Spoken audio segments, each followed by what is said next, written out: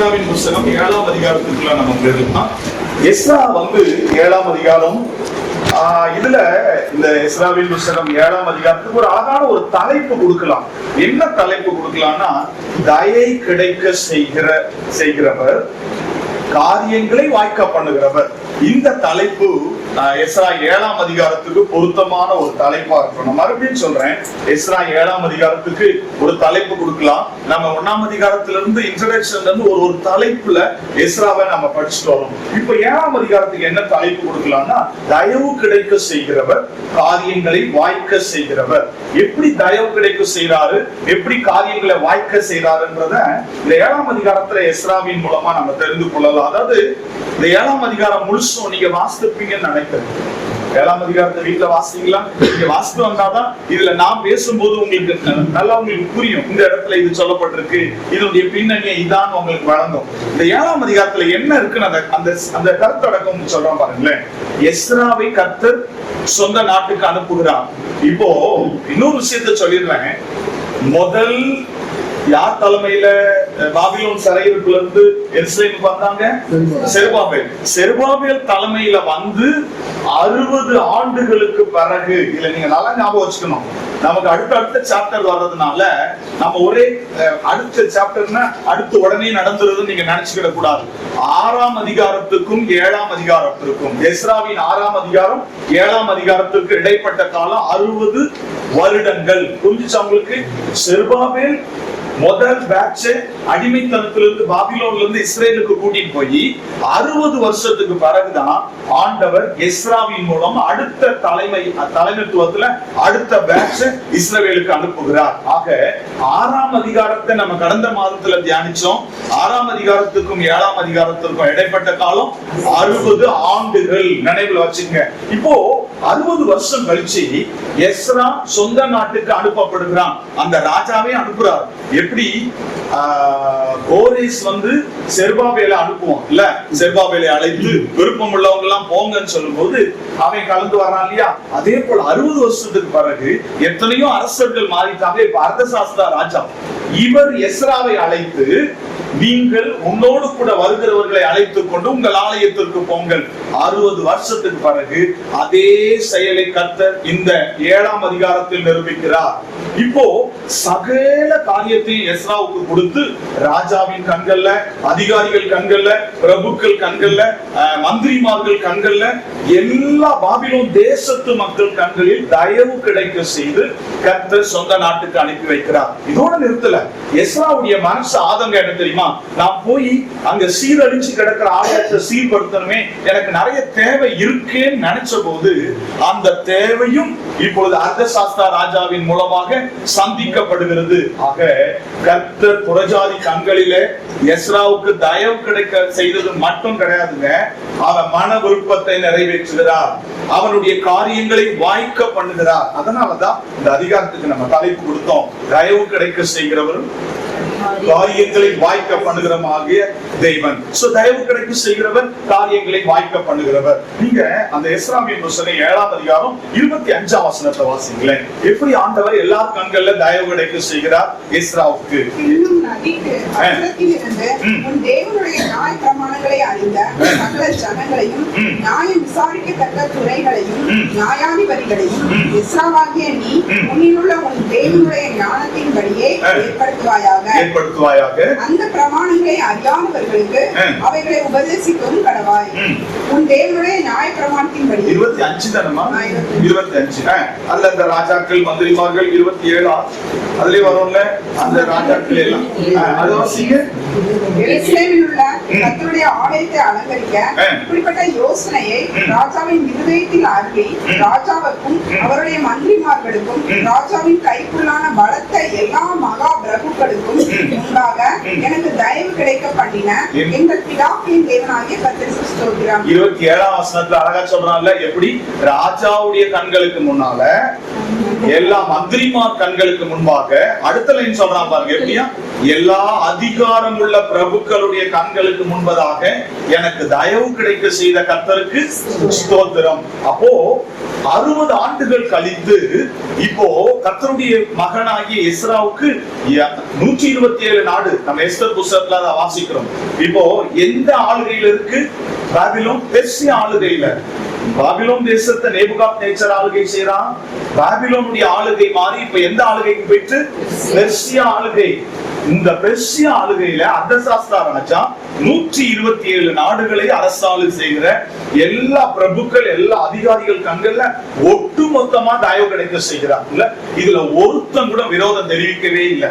127 நாடுகளை சார்ந்த எல்லா அதிகாரிகள், தலைவர்கள் எல்லாமே புறஜாதி மக்கள். அத்துணை நபர்களிலும் கர்த்தர் எஸ்ராவுக்கு தயவு கிடைக்க செய்கிறார். இல்ல சோ தயவு பாராட்டுகிற தேவன், புறஜாதியார் கண்களிலே தயவு கிடைக்க செய்கிற தேவன். அன்றைக்கு எஸ்ராவுக்கு மட்டும் இல்லங்க, இன்றைக்கு அவரை நம்புகிற, அவருக்காக வாழுகிற உண்மையுள்ள எல்லா தேவ பிள்ளைகளுக்கும் சுற்றிலும் இருக்கிற எல்லா மக்கள் கண்களிலே தயவு கிடைக்க செய்கிற தேவன். ஆமென்.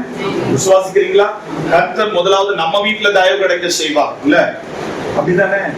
முதல்ல வீட்டுல இருந்து தான் தயவு யாருக்கும் கிடைக்கும். இல்ல வீட்டுல தயவு கிடைக்கலன்னா அதுக்கப்புறம் பெரிய போராட்டம், பெரிய பிரச்சனை.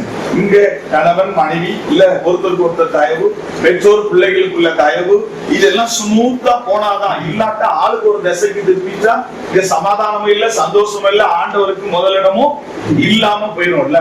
சோ குடும்பத்திலிருந்து சகல மனிதர்கள் கண்களிலே நமக்கு தயவு கிடைக்க செய்கிறவர். வெளியில போகும்போது நம்முடைய பிரயாசங்கள், நம்முடைய வேலை, நம்முடைய தொழில்கள், நம்முடைய படிப்பு, நம்முடைய ஒவ்வொரு கையிடுகிற செயல்களில் எல்லாம் கர்த்தர் சுற்றிலும் இருக்கிற மனிதர்கள் கண்களிலே தயவு கிடைக்க செய்கிறவர். இல்ல எஸ்ராவுக்கு தயவு கிடைக்க செய்தவர். இன்னைக்கு நமக்கு வருகிற அத்தனை தடைகளை எல்லாம் நீக்கி போட்டு நம்ம நினைக்கலாம், இது எனக்கு நடக்குமா, இது எனக்கு கிடைக்குமா, இந்த ரூட்ல போக முடியுமா, இந்த ஆசீர்வாதத்தை நான் பெற்றுக்கொள்ள முடியுமா? கர்த்தர் சொல்றாரு, உனக்கு விரோதமா வர்ற, உனக்கு முன்பதான் வருகிற அத்தனை தடைகளையும் முறித்து போட்டு எல்லாரும் கண்களிலும் தயவு கிடைக்க செய்வேன். இல்ல சோ கர்த்தருடைய தயவு இருந்தால் மனிதனுடைய தயவை நாம் சுதந்திரித்துக் கொள்ள முடியும். நான் உங்களுக்கு சொன்னோம்னா ஆதியாகமத்திலிருந்து அப்படி நிறைய ஆண்டவரிடத்துல தயவு கிடைக்க தயவை பெற்றவர்கள் நிறைய பேர் உண்டு. இல்ல நீங்க பாருங்க, ஆதியாகமம் 39ஆம் அதிகாரம் 21ஆம் வசனம். இல்ல யாருக்கு?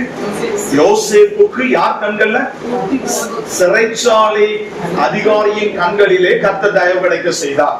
ஆதியாகமம் 39ஆம் அதிகாரம் 21ஆம் வசனத்துல கர்த்தர் யோசேப்புக்கு கர்த்தரோ யோசேப்போடே இருந்து அவன் மேல் கிருபை வைத்து சிறைச்சாலை தலைவனுடைய தயவு அவனுக்கு கிடைக்கும்படி செய்தார். அப்போ கர்த்தர் யோசேப்புக்கு சிறைச்சாலை தலைவனுடைய கண்கள்ல தயவு கிடைக்கும்படி செய்தார். யாரு? இவன் ஒரு புறஜாதி மனுஷனுடைய கண்களில் கர்த்தர் தம்முடைய பிள்ளைக்கு தயவு கிடைக்க செய்கிறார். நாம நினைப்போங்க, இது சாத்தியமாகுமா, இது நடக்குமான்னு சொல்லி.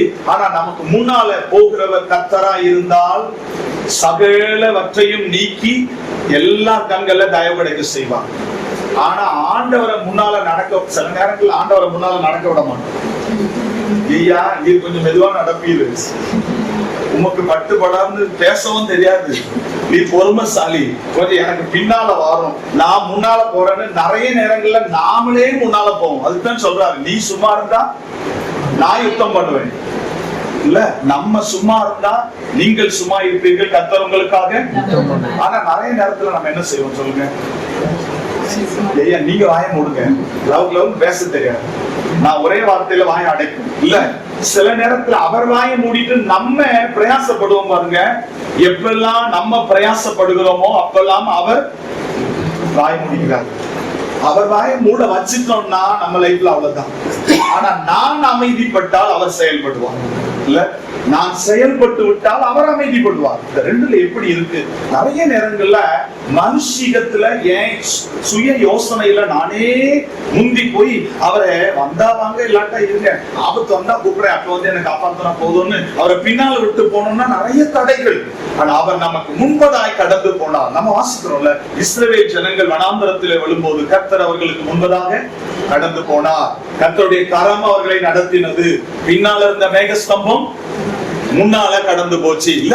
அப்போ கர்த்தருடைய மகிமை நமக்கு முன்னால் கடந்து போகுமே, ஆனால் சகல தடைகளையும் உடைத்தெறிந்து அவர் நமக்காக சகல இடத்திலும் தயவு கிடைக்க செய்வார்.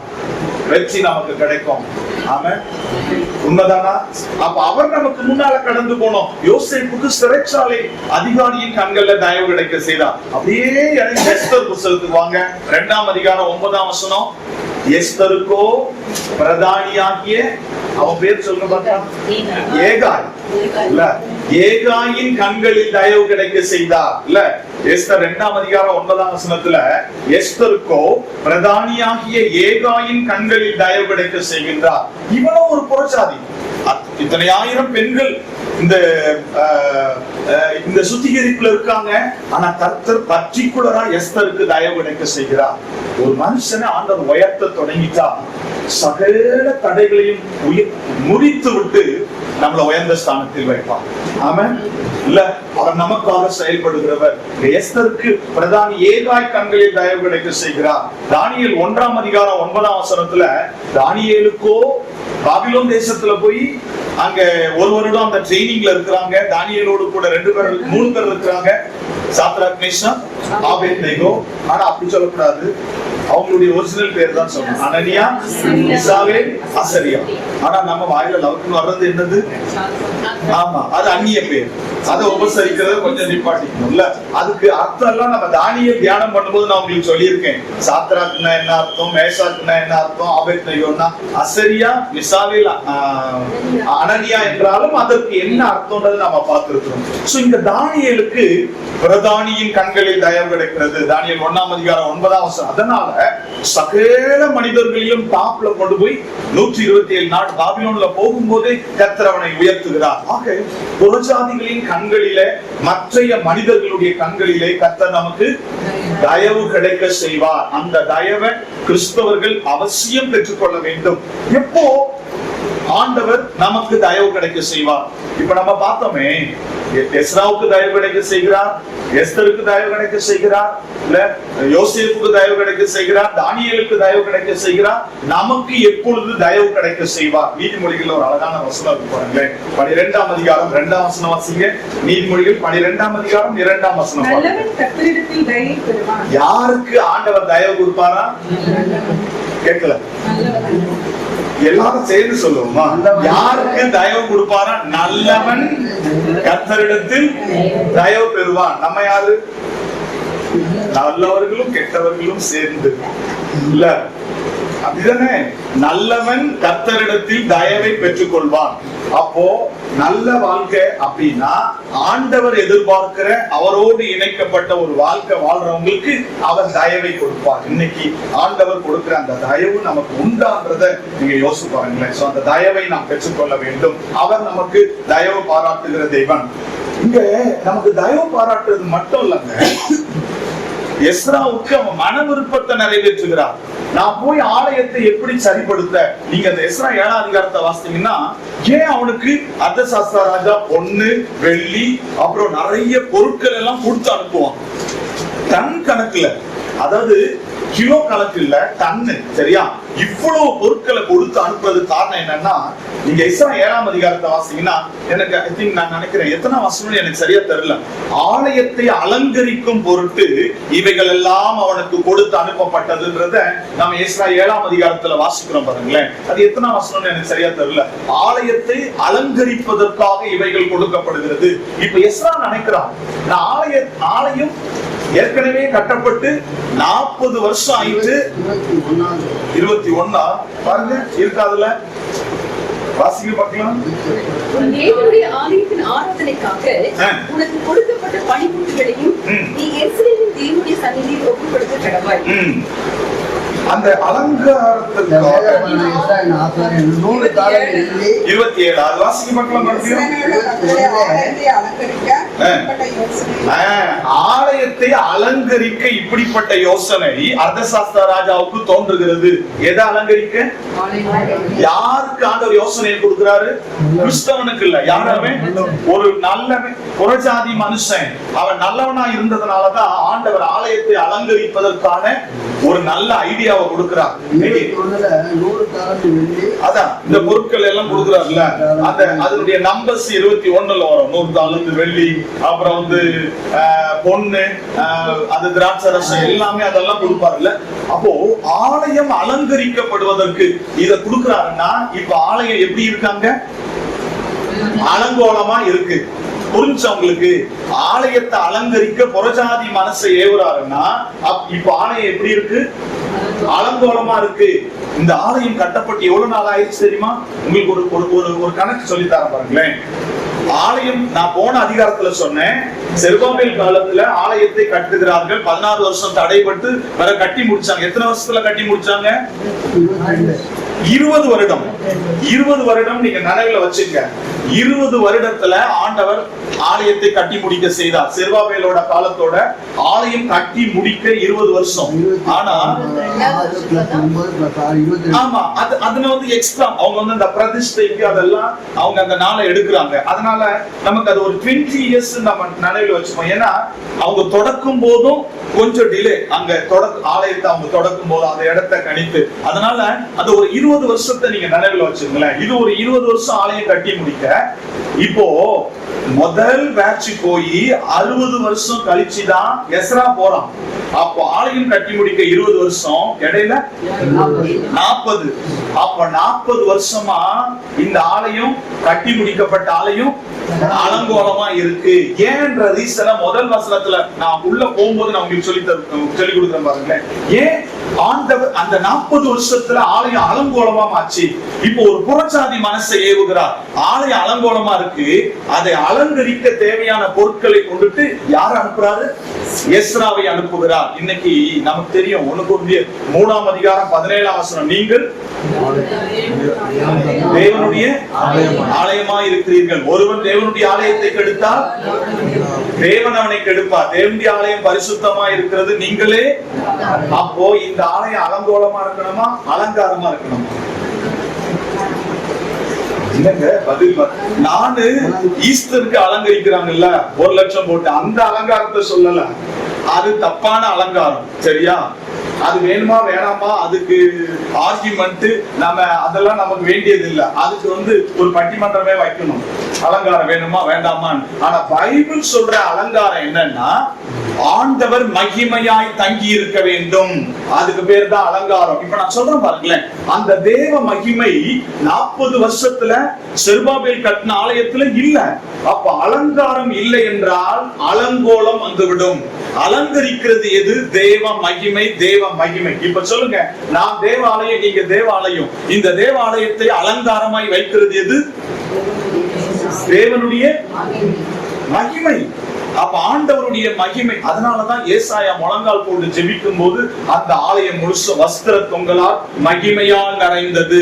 இன்னைக்கு ஆண்டவரால் நிரப்பப்பட்ட ஒரு மகிமையின் அனுபவம் எந்த கிறிஸ்தவங்களுக்கு உண்டோ அவங்க அலங்காரமான கர்த்தருடைய ஆலயம். இல்ல வேற அலங்காரத்தை அவர் சொல்ல. பேதுரு அழகா சொல்வார், அழிந்து போகிற அலங்காரம் உங்களுக்கு அலங்காரமா இருக்க வேண்டாம், அழியாத அலங்கரிப்பாகிய சொல்லுங்க அமைதியும். இது எத்தனை கிலோ விற்குதுன்னு நமக்கு தெரியாது, என்ன விலைன்னு நமக்கு தெரியாது. அமைதியும் சாந்தமும் டெஃபினட்டா உண்டா? பிரயாசப்படுகிறோம் சொன்னா ரொம்ப சந்தோஷம் இல்ல. அமைதியும் சாந்தமும் அதுதானே இல்லாம போகுது சில நேரத்துல. அந்த அலங்காரம் தான் தேவ மகிமையை கொடுக்கிற அலங்காரம். இன்னைக்கு அப்படி இருக்கா, அலங்கோலமா இருக்கான்ற ஒரு கேள்வியை நம்ம உள்ளத்துக்குள்ள எழுப்பிடலாம் பாருங்களேன். ஆக எஸ்ராவுடைய மன விருப்பத்தை நிறைவேற்றுகிறார். மன விருப்பத்தை நிறைவேற்றினதுனாலதான் அவன் என்ன செய்ய நினைக்கிறானோ, இங்க 40 வருஷம் அலங்கோலமா இருக்கிற ஆலயத்தை குறித்த கரிசனைய ஆண்டவர் பாபிலோன்ல யாரு கொடுக்கிறாரு? எஸ்ராவுக்கு கொடுக்கிறாரு.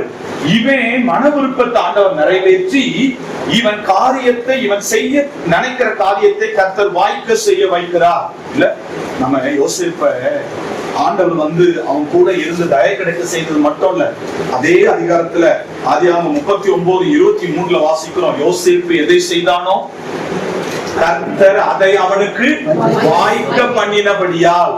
அப்போ ஆண்டவர் தயவு கிடைக்க செய்கிறவர் மட்டும் இல்ல, காரியத்தை அவர் வாய்க்க பண்ணலன்னா எல்லாம் தோல்விதான். ஆக என்னுடைய வாழ்க்கையில, என் பிள்ளைகளுடைய வாழ்க்கையில, ஊழியத்தின் வாழ்க்கையில, வேலையில, சகல செயல்களிலும் கர்த்தர் காரியங்களை வாய்க்க பண்ண வேண்டும். அவர் வாய்க்க பண்ணுகிற ஒரு அனுபவம் நமக்கு தேவை. அதனாலதான் 20ஆம் சங்கீதம் நினைக்கிறேன், 20ஆம் சங்கீதத்தின் 4ஆம் வசனம், அதெல்லாம் நமக்கு தெரிஞ்ச வசனம். நான் ஸ்டார்ட் பண்ண நீங்க முடிச்சிருவீங்க. சொல்லுங்க, 20ஆம் சங்கீதம் 4ஆம் வசனம். அவர் நமது மன விருப்பத்தின்படி உனக்கு தந்தருளி நிறைவேற்றுவார். நான் சொன்னல, நிறைய வசனங்கள் நமக்கு தெரியும், தொடங்கிதான் முடிச்சிருவோம்ல. அவர் உன் மன விருப்பத்தின்படி உனக்கு தந்தருளி உன் ஆலோசனைகளை நிறைவேற்றுவாராக. அப்ப கர்த்தர் சொல்றாரு, நானு உன் மன விருப்பத்தின்படி உனக்கு தருவேன். நீ எதை நினைச்சிட்டு இருக்கியோ அதை தருவேன், தயவு கிடைக்க பண்ணுவேன், வாய்க்க பண்ணுவேன். பயப்படாத, சோர்ந்து போகாத, உன் மன விருப்பத்தின்படியே கர்த்தர் உனக்கு தருகிறவர். ஆக அந்த கிருபையை எஸ்ராவுக்கு கொடுத்தவர் நமக்கும் தந்தருளுவார். இப்போ எப்படி இந்த கிருபையை பெற்ற எஸ்ராவை எப்படி இந்த புறஜாதிகள் அனுப்பி விடுறாங்க, இத நாம ஒன் பை ஒன்னா பார்த்துட்டு போலாமே. முதலாம் வசனத்துல இந்த முதல் லைனை வாசிங்களேன். முதலாம் வசனம், இந்த வர்த்தமானங்களுக்கு பிறகு, இதுல ஒரு பெரிய கேப் இருக்கு, அதை நான் உங்களுக்கு சொல்றேன். இந்த வர்த்தமானங்களுக்கு பிறகு, வர்த்தமானம்னா இந்த காரியம், செயல்கள் அர்த்தம் இல்ல, இந்த செயல்கள், இந்த காரியங்களுக்கு பிறகு அர்தசாஸ்தா ராஜா எஸ்ராவை அனுப்புகிறான். எந்த காரியம்? நான் முதல்ல சொன்னல, 6ஆம் அதிகாரத்திற்கும் 7ஆம் அதிகாரத்திற்கும் இடைப்பட்ட காலம் 60 ஆண்டுகள். சரியா? 60 நாளில் 60 வருஷம். இப்போ என்ன நடக்குதுன்றத நான் உங்களுக்கு சொல்றேன் பாருங்களேன். இந்த 60 வருஷத்துல ஆலயத்தை கட்டி முடித்து விட்ட செருபாபேல் மரித்து போனான், யெசுவா மரித்து போனான், ஆகாய், சகரியா 2 தீர்க்கதரிசிகள் தான் ஆலயத்தை கட்ட இந்த 14 வருஷத்துல உற்சாகப்படுத்தி தூண்டி விட்டுட்டே இருந்தாங்க. எழும்புக எழும்புகன்னு அணைஞ்சு போனவங்கள அனல் கொண்டு எரிய விட்ட 2 தீர்க்கதரிசி யாரு? ஆகாய், சகரியா. இந்த பரிசுத்தத்தில் இஸ்ரவேல் ஜனங்களை அடிமையிலிருந்து கொண்டு வந்து எருசலேமின் ஆலயத்தை கட்டி அவர்களை ஆண்டவருக்குள் உருவாக்கின 4 பரிசுத்தவான்களுடைய மரணம் இந்த 60 ஆண்டுல போயிடுச்சு.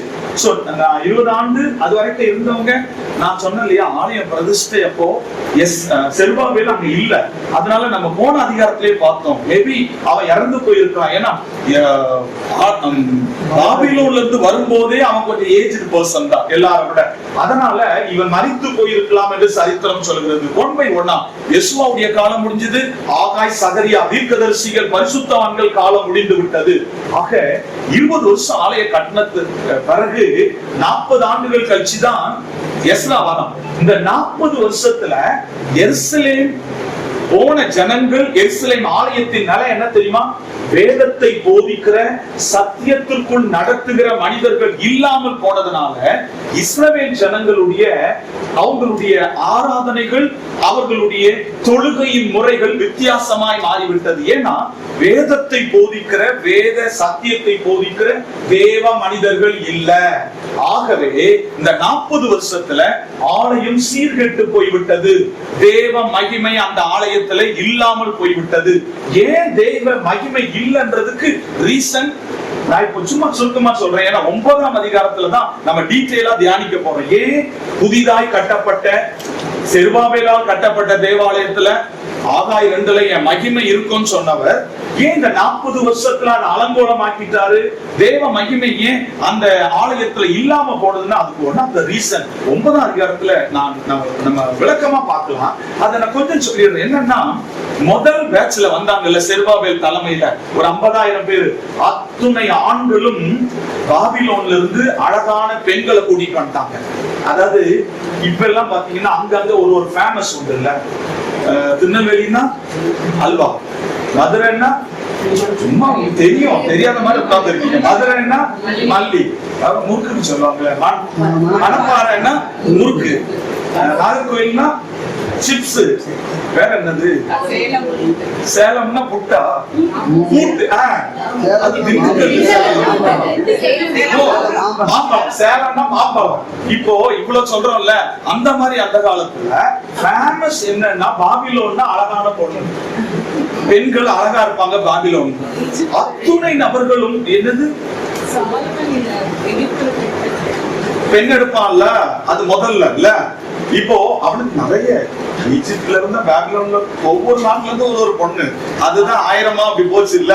இப்போ நீங்க இதுல பாருங்களேன், எல்லா ஆண்களும் பாபிலோனிய பெண்களை கொண்டு வந்துட்டாங்க. இதுல யாருமே விதிவிலக்கு இல்ல. 9ஆம் அதிகாரத்துல அந்த டீச்சர் உங்களுக்கு சொல்ற வசனத்தோடு நம்ம படிக்கும் போதுதான் அதனுடைய விளக்கம் நமக்கு புரியும். இதுல முதல் கையிட்டது யாருன்னா ராஜாக்களும் பிரபுக்களும் ஆசாரியர்களும். அப்போ ஊழியக்காரங்க பாஸ்டர் தான் முதல் பலி. அப்ப பாவம் முதல்ல எங்க வரும்? சும்மா சொல்லுங்க, என்னங்க சொல்ல மாட்டேங்கிறீங்க? ஊழியக்காரங்களை பதம் பார்த்துட்டு தான் விசுவாசிக்கு முதல்ல வரும். நல்ல ஞாபகம் வச்சுங்க.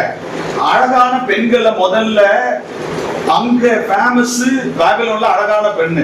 அதனால ஒவ்வொரு மாநிலங்கள்ல ஃபேமஸ் ஆனதை கொண்டாட மாதிரி எல்லாம். இதுல ஒருத்தனும் விதிவிலக்கு இல்ல, ஒரே ஒருத்தன் மட்டும்தான். அது நம்ம அப்புறம் பார்க்கலாம். அதை எப்பயும் சொல்லிட்டா சுவாரஸ்யம் இருக்காது. ஒரே ஒருத்தனை தவிர எல்லாம் இந்த பாவத்துல ஈடுபட்டாங்க.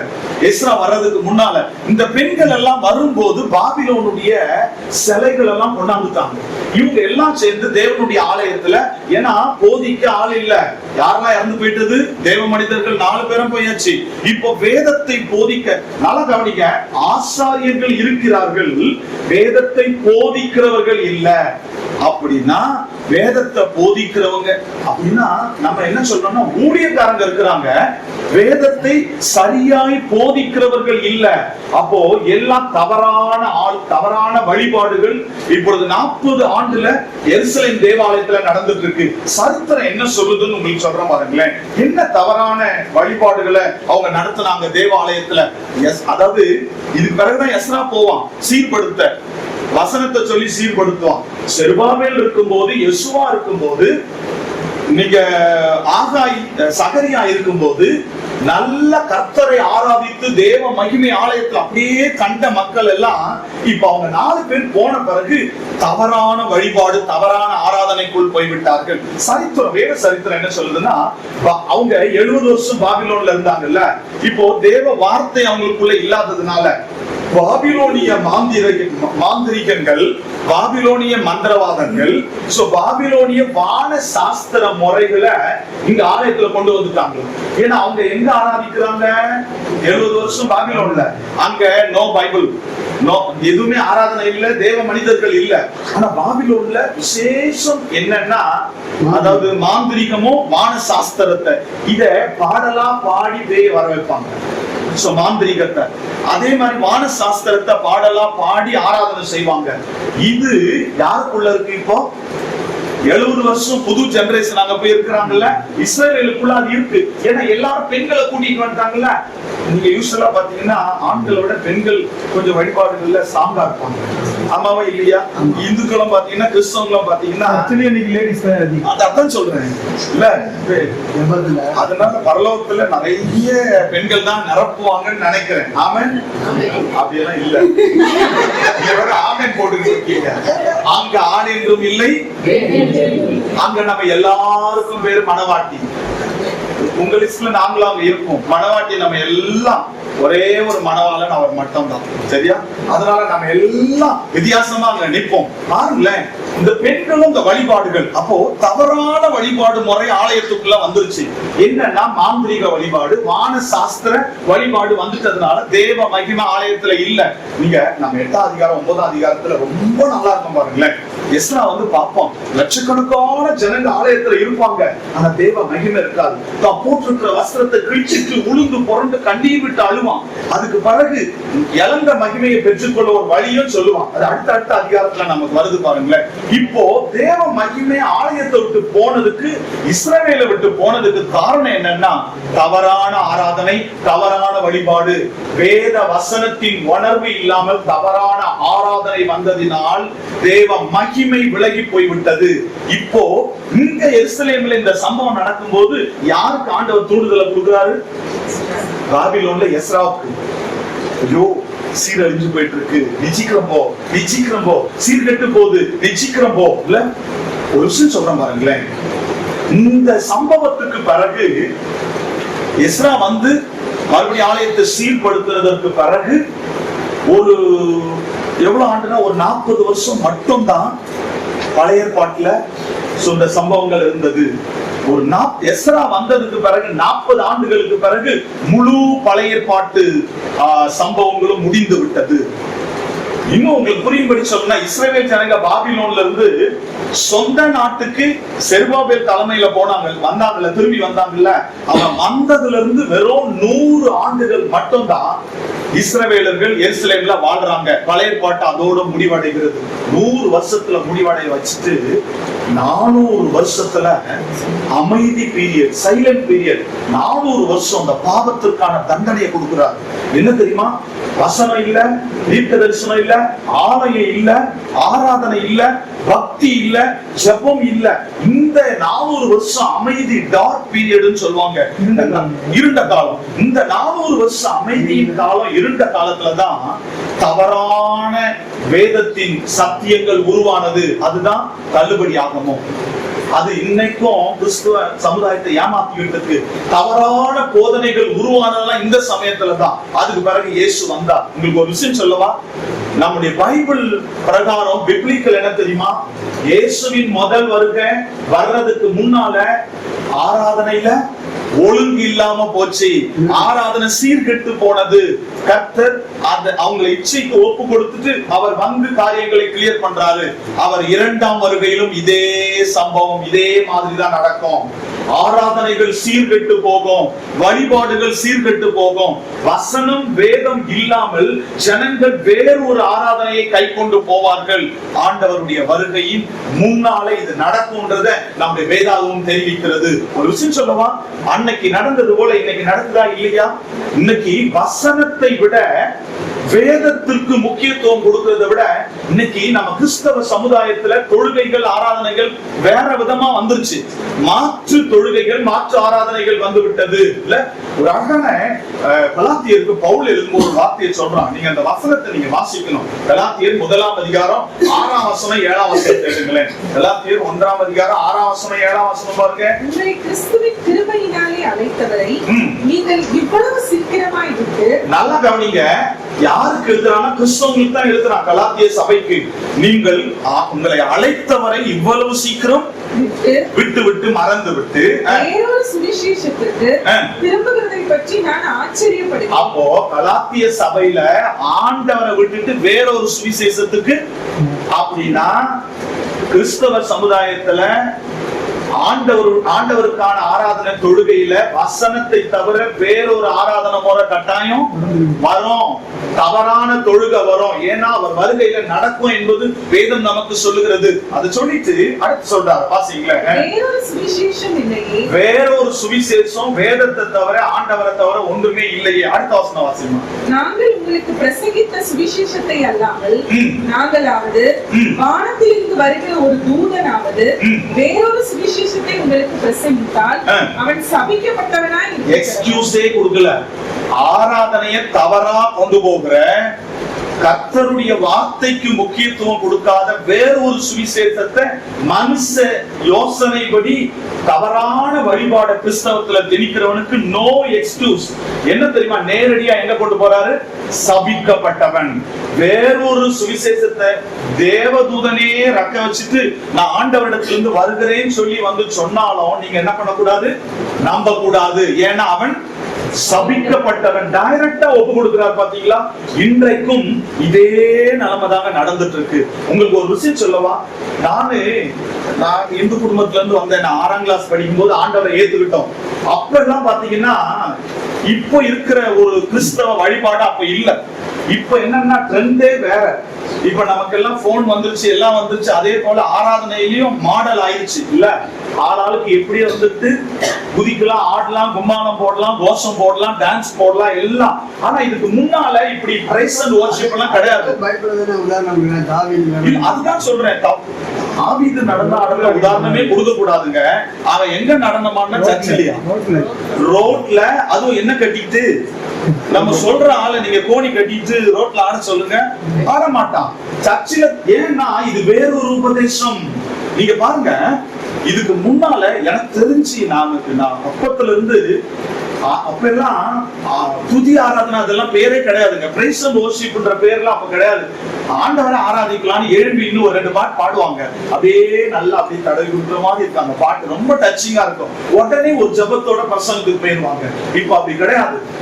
ஒரு நாள் முழுசும் துதி ஆராதனை நடத்துறாங்க. இல்ல நம்ம சர்ச்சில் கூட நீங்க பாத்தீங்கன்னா பாட்டுக்குன்னே ஒரு சண்டே கூட வச்சிருக்காங்க. அதுதான் இப்ப சொல்ல வரேன். ஏன் தவறான காரியம் வருகிறது வேதத்துக்கு புறம்பான்றதை உங்களுக்கு நான் எச்சரிக்கிறேன், வசனத்தின் அடிப்படையில. ஏன்னா இவைகளை கொண்டு வருகிறவன் ஆண்டவரால் படைக்கப்பட்ட லூசிபர், ஒளியின் தூதன், நல்லது போலவே கெட்டதை காண்பிக்கிற ஒளியின் தூதன். இப்ப நல்லா கவனிங்களேன், இந்த பிரைஸ் அண்ட் வொர்ஷிப் அந்த காலத்துல இல்ல. ஒரு 2 பாட்டை பாடி வசனத்துக்கு தான் எல்லா இடத்துல முதலிடம் இல்ல, அதுக்கு ஜனங்க ஓடுவாங்க. இப்ப எப்படி வந்துருச்சுன்னா, ஆராதனைக்கு முன்னால, அதாவது பிரசங்க நேரம் 10 நிமிஷம் 20 நிமிஷம், ஆனா துதி ஆராதனை 1 hour, ஒரு நாள் முழுசும் துதி ஆராதனை. பாட்டு கச்சேரியே சபைகள்ல நடக்கிற சில சூழல்கள் வந்து விட்டது. ஏன் தெரியுமா?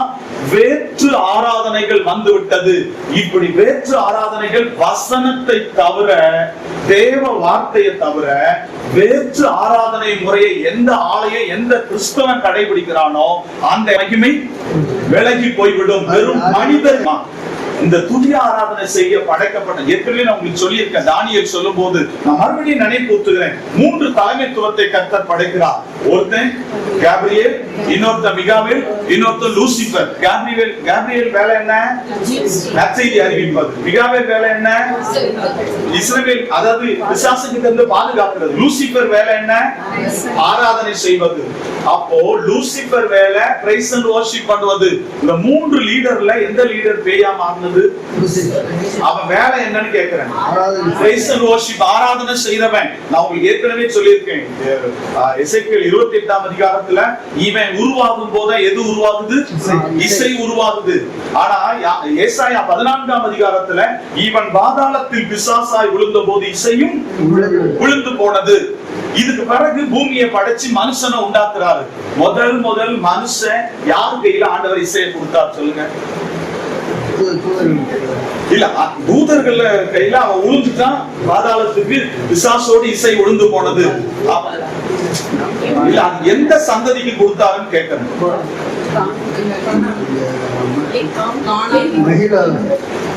காயின் சந்ததிக்கு. ஆண்டவரை விட்டு தூரம் போன, வழிமுறைமை இல்லாம, அது எங்க இருக்கு? ஆதியாகமம் 4ஆம் அதிகாரத்துல வருது இல்ல. அந்த யூபால் எல்லாம் கிண்ணறக்காரர்கள், அவங்க யாரு? காயினோட சந்ததி. அப்போ இசைய முதல் பைபிள்ல ஆண்டவர் எந்த சந்ததி கொடுக்கிறாரு? காயின் சந்ததிக்கு. யார் அவன்? சபிக்க இருக்கான். காயின் சந்ததியில வந்த யூபால், தூபால், அவன் கிண்ணறக்காரர்கள், நாகஸ்வரக்காரர்கள், அவர்களால் உருவானார்கள். அப்போ இசை முதல் உலகத்துல எந்த மனுஷன் கையில கொடுக்கப்படுது? சபிக்கப்பட்ட மனிதர், ஆண்டவரை விட்டு தூரப்படுத்தப்பட்ட மனிதன் கையில் கொடுக்கப்படுகிறது. இதுக்கு பிறகுதான் இசை. அதுக்கப்புறம் வந்து தாவீது ரொம்ப உறுதியா சொல்வாரு, ஆண்டவரை ஆராதிக்க இசையை சேர்த்துக்குங்கன்னு சொல்லுவார். இதுக்கு பிறகுதான் ஆராதிக்கிற இசை வல்லுநர்களை கொண்டு வந்து ஆலயத்துல வைப்பாங்க. ஆனா அது ஆண்டவருக்கு சொந்தம் இல்ல. முழுக்க யாருக்கு சொந்தம்? இல்ல, இசை யாருக்கு சொந்தம் கேட்கிறேன். அப்பன்னா உங்களுக்கு சீக்கிரம் மகிமை எடுத்துருவார். இசை யாருக்கு சொந்தம்னு கேட்கிறேன். கர்த்தருக்கு சொந்தமா? இவ்வளவு கேட்டுட்டு எங்க துதினா இசையா? இசை ஒரு டிபார்ட்மெண்ட் தானே. ஏங்க, துதி என்பது நான் வாயில ஆராதிக்கிறேன்ல, கைத்தட்டி பாடினாலும் துதித்தல் தானே. இசை யார் கூட உருவாச்சு? லூசிபர். யார் கூட பாதாளத்துக்கு விழுந்துச்சு? லூசிபர் கூட. அப்ப யாருக்கு சொந்தம்? நல்ல ஞாபகம் வச்சுக்க, இந்த பேய்க்கு தான் சொந்தம். ஆனா மனுஷன் உருவான போது பரிசுத்தவான் கையில கொடுக்கல இசைய, சபிக்கப்பட்ட காயின் கையில கொடுக்கிறார். இன்னைக்கு பாருங்க, அன்னைக்கு லூசிபர் பார்த்தான், எந்த ஆண்டவர் என்னை தூக்கி தூரம் வீசினாரோ இதே இசைய வச்சு இந்த உலகத்தையே என் கைக்குள்ள வச்சுக்கிறேன். கங்கணம் கட்டினவன் இன்னைக்கு செய்யறானா இல்லையா? நம்ம வசனத்தை படிக்க பிள்ளைகளை உற்சாகப்படுத்துறோமோ இல்லையோ, மியூசிக் கிளாஸ் கொண்டு போயிருக்கோம். பிறக்கிற பிள்ளைகள்லாம் 2 வயசு 1 வயசு நரம்புதோ இல்லையோ கொண்டு போய் உட்கார வச்சுட்டு வந்துருக்கும். இல்ல வசனம் சொல்லி கொடுக்குறதோ இல்லையா, அம்மாவும் அப்பாவும் மியூசிக்க முதல்ல சொல்லி கொடுத்துறோம். நான் மியூசிக் படிக்க வேணாம்னு சொல்ல, வேணும், தேவை. சகலமும் நல்லொழுக்கமாகவும் கிரமமாகவும் செய்யப்பட கடவுது. நம்ம பிள்ளைகளை சாத்தான் பற்றி பிடித்துக் கொள்ள கூடாது. இசை முழுக்க அவனுக்கு சொந்த லூசிபருக்கு. ஆனால் இசையை ஆண்டவரை தொழுது கொள்ள மனிதர்கள் நாம் பயன்படுத்துகிறோம். ரொம்ப ஜாக்கிரதையா இருக்கணுங்க. அன்னைக்கு அவன் தீர்மானிச்சது, இந்த என்னை எதிர தள்ளினாரோ அந்த பாட்டை வச்சு இவரை விட நான் பெரிய ஆளாய் காமிக்கிறேன். அவன் கங்கணம் கட்டிட்டான், அவன் தீர்மானம் எடுத்துட்டான். இன்னைக்கு நாம எல்லாம் அவனுக்கு சும்மா சொல்லுங்க சப்போர்ட் பண்றோமா இல்லையா? ஆனா இந்த சப்போர்ட்டிவ் நம்ம அவனுக்குரியதா இல்லாம ஆண்டவருக்குரியதா நமக்கு ட்ரெஸ் மாத்தணும்.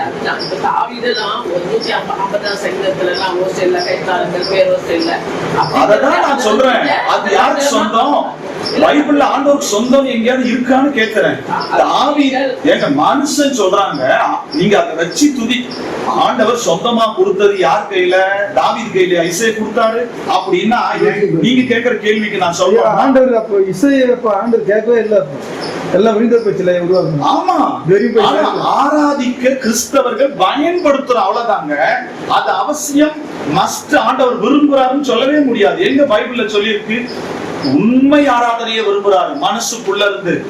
நான் என்ன சொல்றேன், நீங்க சொன்னீங்களே இப்ப தாவீது சொல்றான், இத உறுதிப்படுத்தினவர் யாருன்னா இசையை ஆண்டவர் ஆராதிக்க வச்சுங்கன்னு சொன்னவர் தாவீது.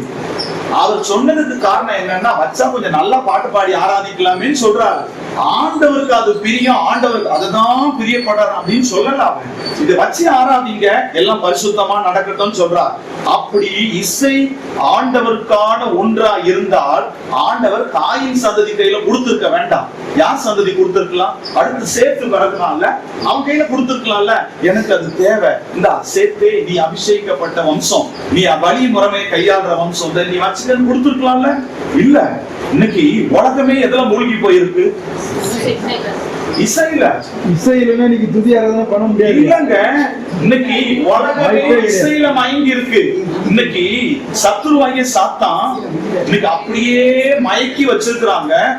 வசனத்தை விட இசைக்கு முக்கியத்துவம் கொடுக்கிற நபர்கள் எழும்பி விட்டார்கள்.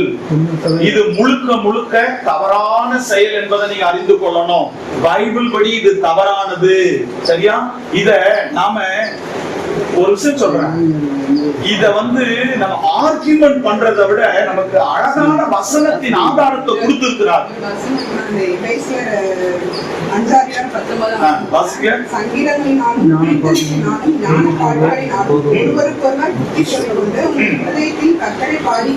சங்கீதம் என்னது?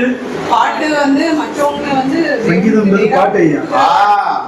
இதுல நீங்க பாத்தீங்கன்னா பவுல் சொல்லும் போது சங்கீதம் என்பது பாட்டு.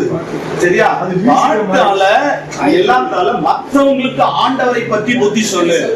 அதுதான் நான் சொல்றேன். அது ஆண்டவருக்கு பிரியமானதாய் மட்டும் இருக்க வேண்டும். தன்னை உயர்த்துகிறதாய் மகிமை தேடிக் கொள்ளுகிறதாய் இருக்க கூடாது. மியூசிக் இன்ஸ்ட்ருமெண்ட் தான் பெருசா வச்சு அந்த வார்த்தைகளே புரியாதவன்னா மியூசிக் தான் சங்கீதமா மாறிடுச்சு. பாட்டு சங்கீதம் இல்ல, மியூசிக் தான் சங்கீதம். மனுஷங்க வச்சிருக்காங்க, அதுல தேவநாமம் மட்டும் மகிமைப்பட்டுச்சு. இப்போ நீங்க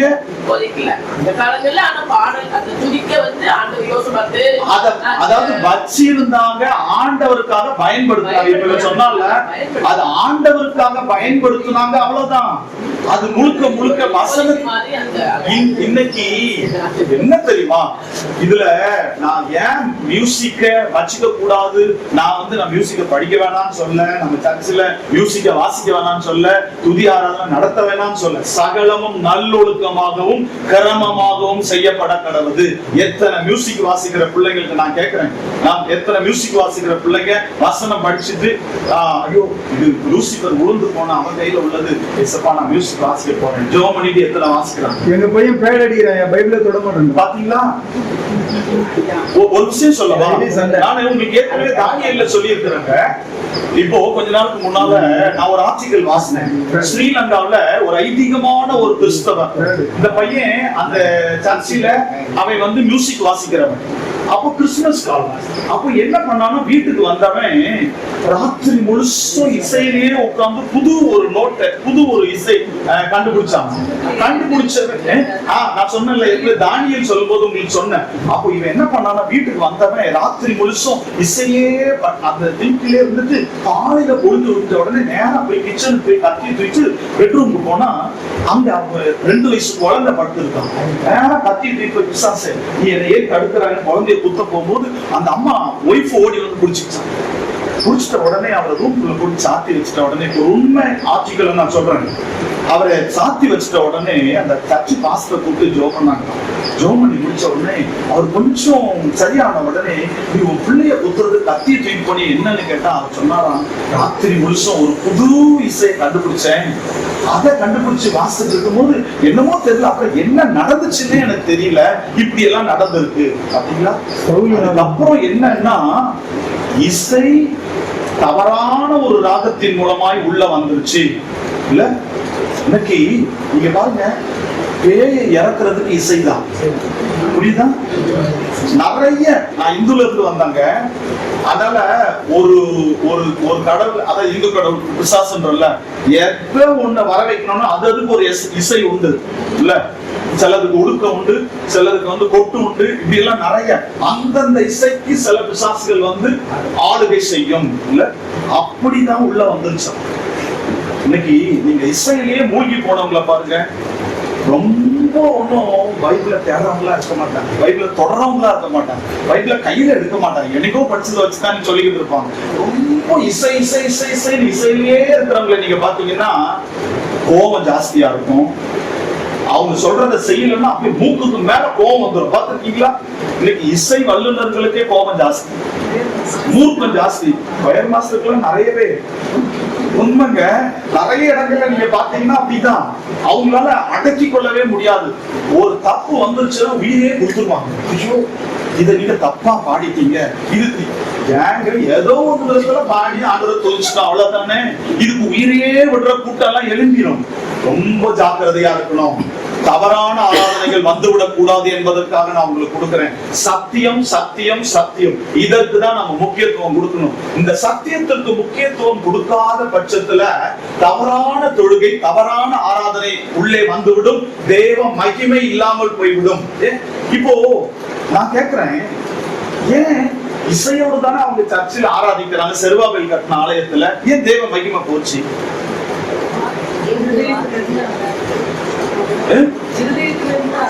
இன்னொன்னு, இருதயத்தில் ஆசாரியத்தான் இருக்கிறாங்களே, வேதம் இல்ல, வசனம் இல்ல, வேத பிரமாணம் இல்லை, ஆனால் ஆசாரிய ஊழியக்காரங்க இருக்கிறாங்க, வேத பிரமாணம் இல்ல, தவறான ஆளுகை உள்ளே புகுந்து விட்டது, தேவ மகிமை இல்ல.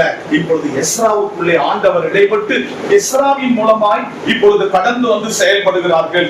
கர்த்தர் எஸ்ராவை அந்த இடத்திற்கு அனுப்புகிறார். இப்போ நான் சொன்னேன்ல,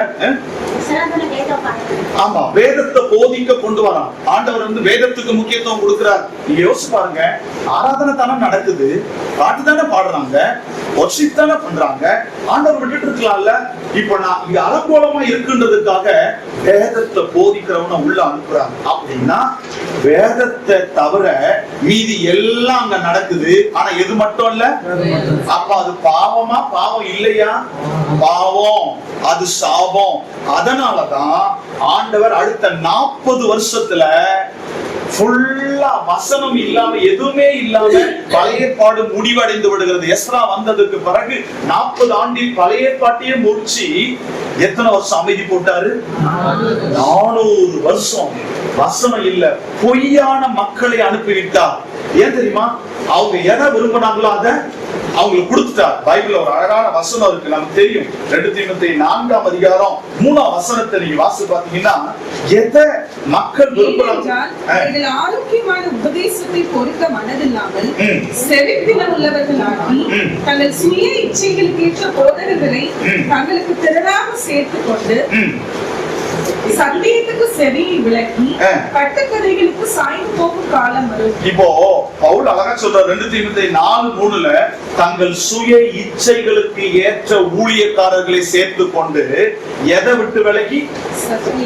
வசனம் அங்க இருக்காது, வேதம் அங்க இருக்காது, ஊர்கதை உலகத்து கதையெல்லாம் சொல்லி தான் எக்ஸ்பீரியன்ஸ் சொல்லி கட்டுக்கதையை ஒப்பேத்திட்டு போயிருவாங்க. யாரு? சுய இச்சைகளுக்கு ஏற்ற ஊழியர்கள். இப்போ சுய இச்சைக்கு அவங்க விரும்பினதுனால ஆண்டவர் எதுக்கு ஒப்பு கொடுக்கிறாரு? ரோமரின் புஸ்தகம் 1ஆம் அதிகாரம் 26ஆம் வசனம், அவர்கள் இழிவான இச்சைகளுக்கு ஒப்பு கொடுத்தார். ஏன் இச்சைக்கு ஒப்பு கொடுத்தாரு? அந்த 400 வருஷம் அமைதியாகி பாவத்துக்கே ஒப்பு கொடுத்தாரு. ஏன்? நீ தவறான ஆராதனைய தப்ப சரி போல சொன்ன, அதனால உன்னை எதுக்கே ஒப்பு கொடுக்கிறேன்? தப்புக்கே ஒப்பு கொடுத்துறேன். நல்லா நீங்க ஞாபகம் வச்சுக்கணும். சில நேரத்துல சுய இச்சைக்கு ஏற்ற ஊழியர்களை தேர்ந்தெடுத்ததுனாலதான் சுய இச்சைக்கே ஒப்பு கொடுத்துட்டார். சோ நீங்க விரும்பினதையே உங்களுக்கு கொடுத்துட்டேன், தப்பான ஆராதனை, தப்பான வர்ஷிப் எல்லாம். ஆனா வசனம் இல்ல, வேதம் இல்ல, போதிக்கிற தேவ மனிதர்கள் இல்ல. 400 வருஷம் காஞ்சி தீஞ்சி கருவாடா போயிட்டாங்க. ஏன்னா அவங்க இஷ்டத்துக்கு ஒப்பு கொடுத்தாங்க. ரொம்ப ஜாக்கிரதையா இருக்கணும். நாம எதை விரும்புகிறோமோ அதற்கு நம்மை ஒப்பு கொடுத்து விடுவார். வேதத்திற்கு திரும்ப வேண்டும் என்ற ஆசையோடு வசனம் தான் என்னை மாற்றக்கூடிய ஒன்று. நான் உங்களுக்கு சொன்னோம்னா, வேதத்துல இல்லாத இந்த உலகத்துல ஒண்ணுமே இல்ல. வசனம் நம்மை ஆண்டவரிடத்தில் சேர்க்கும் இல்ல, வசனம் நம்மை குணமாக்கும், வசனம் நம்மை பலப்படுத்தும், வசனம் இல்லாதவைகளை இருக்கிறவைகளாய் மாற்றும் இல்ல, வசனம் என்னுடைய தேவைகள் எல்லாம் சந்திக்கும். ஆமா, இந்த வேத சத்தத்திற்கு, வேத வார்த்தைக்கு நாம் முக்கியத்துவம் கொடுக்க வேண்டும். அப்படி கொடுக்கிற ஒருத்தனை தான் இங்க தேவ மகிமை இல்லாத ஆலயத்துக்கு ஆண்டவர் அனுப்புகிறார். யாரு? எஸ்ரா. இவனை குறித்து அழகான ஒரு வசனம் 6ஆம் வசனத்தை நீங்க வாசி பாத்தீங்கன்னா, அது பிறகு நமக்கு தெரியும். இந்த 1ஆம் வசனத்துல இருந்து 5ஆம் வசனம் வரைக்கும் எஸ்ராவுடைய பாரம்பரியம், அவனுடைய ஜெனரேஷன் சொல்லப்பட்டிருக்கு. நான் ஏற்கனவே இன்ட்ரோடக்ஷன்ல முகவரை சொல்லும் போது எஸ்ராவுடைய அந்த தலைமுறையில எப்படி 4 பரிசுத்தவான்களுடைய பண்பு எஸ்ராவுக்குள்ள இருந்ததுன்னு சொன்னேன். யார் யாரெல்லாம் தெரியுமா? ஆரோனை போல ஆண்டவருக்கான வைராக்கியம் எஸ்ராவுக்குள்ள இருந்துச்சு. அவனுடைய வம்சத்துல, அவன் ஜெனரேஷன்ல வந்த 4 காரியங்களை உங்களுக்கு சொன்னேன். ஆரோனை போல பரிசுத்தம் எஸ்ரா கிட்ட இருந்துச்சு, பினேகாசை போல பக்தி வைராக்கியம் எஸ்ரா கிட்ட இருந்துச்சு, சாதோக்கை போல பரிசுத்தம் எஸ்ரா கிட்ட இருந்துச்சு. அதே போல இன்ட்ரோடக்ஷன்ல நான் கொடுத்தனே, இன்ட்ரோடக்ஷன்ல ஒருவேளை நீங்க வராம இருந்திருக்கீங்க. நீங்க பாருங்க, இன்ட்ரோடக்ஷன் நோட்ஸ் எடுத்து பாருங்க. அதே போல இல்கியாவை போல அவன் வேத பிரமாணத்தை கண்டெடுப்பான். இல்கியாவை போல வேதத்தை தியானிக்கிற, ஆராய்ந்து பார்க்கிற பண்பை எஸ்ராவுக்கு கொடுத்தார். இவங்க எல்லாம் முன்னோர்கள் அப்படின்றத நான் உங்களுக்கு சொன்னேன். இப்போ 6ஆம் வசனத்தை நீங்க வாசி பார்த்தீங்கன்னா ரொம்ப அழகா சொல்லப்பட்டிருக்கு. 6ஆம் வசனம் வாசிங்களேன். இஸ்ரவேலின் தேவனாகிய கர்த்தர் அருளிய மோசேயின் நியாயப்பிரமாணத்திலே தேறின வேதபாரகனாய். இப்போ எஸ்ராவுக்கு பைபிள் கொடுக்கிற பேரு எதுல தேறினவன்? அப்போ கிறிஸ்தவங்க எதுல தேறினவங்களா இருக்கணும்? வசனத்துல தேறினவங்களா இருக்கணும். ஆராதனையில தேறினவனா இல்ல, மியூசிக்ல தேறினவங்களா இல்ல, பாட்டு பாடுறதுல தேறினவங்களா இல்ல. இதெல்லாம் எக்ஸ்ட்ரா போஸ்டர், இதை நம்ம வச்சுக்கலாம். ஆனா மெயின் சாப்பாடு எது? எதுல தேறினவன் கிறிஸ்தவன்? ஆண்டவருடைய வேத பிரமாணத்தில் தேறினவனா இருந்தான். எஸ்ராவுக்கு தான் பைபிள்ல முதல் வேத பாரகன், வசனத்துல வேதத்துல தேறினவன் சொல்லியிருக்கு. பழைய பாட்டுல 2 வேத பாரகர்கள் உண்டு. பைபிள் பழைய பாட்டுல 2 வேத பாரகர்கள் என்று பெயர் சொல்லுகிறது. ஒன்று எஸ்ரா, இன்னொன்னு யாரு?